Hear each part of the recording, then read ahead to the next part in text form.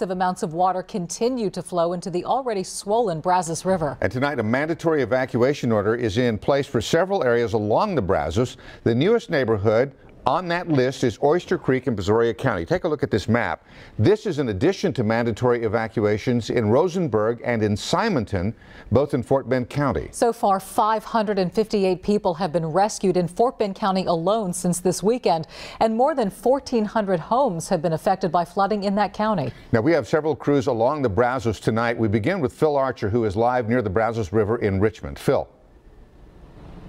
You know, for all of those facts you just gave, there is some good news tonight. It appears the Brazos River is cresting here in Richmond. It's been holding steady for the last couple of hours at 54.8 feet. Of course, the operative word there is it appears. We're still waiting to see. Meantime, rain, as Frank said, is in the forecast, and people in Fort Bend County are still being forced out of their homes by floodwater. So far, the flooding has forced about 1,200 people from their homes in Fort Bend County.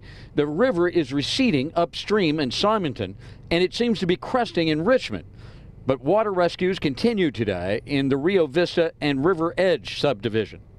Emergency crews are also working to rescue or evacuate pets and livestock. In hard-hit Simonton, at least 3 horses have died. A Texas A&M vet team is on the ground there now. Outside Richmond today, it took work and ingenuity to move about 200 head of cattle to high ground using horses and airboats. The cattle were driven across Highway 90 to new pasture. There was nothing here for them to eat, and we have some more cattle we need to move out too. But we have to figure out a way to get them in this lane so we can get them out again. Fort Bend County Judge Bob Hebert cut short a cruise to return home today. Judge Hebert left Sunday, the same day mandatory evacuation orders were issued. If I thought that my being here would have kept the river a foot lower, an inch lower, I'd have stayed. But what happens, happens. The key is to have trained professionals in place and willing volunteers to react. I came back for one reason and one reason only. I wasn't having any fun. I was spending all my time on my iPad, my iPhone, talking to people. Emergency managers are most concerned now about predictions of more rain over the next few days. And even without it, the Brazos is not likely to begin receding for days.